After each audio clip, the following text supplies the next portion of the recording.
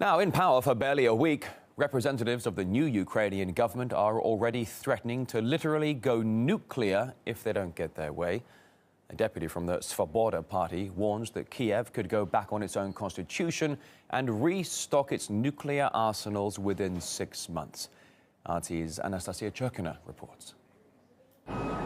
Double standards galore. Washington suffers sleepless nights and paranoia when it comes to the nuclear capabilities of countries like Iran. Iran's nuclear program. Iran's nuclear program. Iran's nuclear program. But the U.S. turns a blind eye when it comes to provocative statements coming out of Kiev. One member of the Ukrainian parliament's ultra-nationalist Svoboda party warned that if Russia doesn't tread carefully, it will be dealing with a nuclear power. That's the rhetoric despite Ukraine signing up to the International Nuclear Non-Proliferation Treaty of 1994. There is a double standard when it comes to the way that the United States deals with a supposed nuclear threat from Iran, which, let's not forget, there's absolutely no evidence whatsoever that Iran intends to develop nuclear weapons for aggressive military purposes. Unlike Iran, the warning from the Ukrainian lawmaker includes an actual deadline of just a few months. This in a conflict-torn country where even the most pessimistic predictions ended up becoming a reality. But none of that seems to disturb the U.S. The money that we can't use to feed the poor and the hungry in the United States and in Europe, that money is going to support Nazis in Ukraine with nuclear ambitions who are looking to destabilize the region and whose sole goal is the destruction of Russia.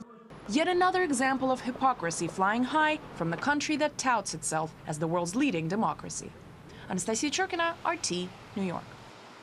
And Martin Saif from the Globalist Research Center think tank here told us that the threat is probably a bluff, but a bit of a worry nonetheless.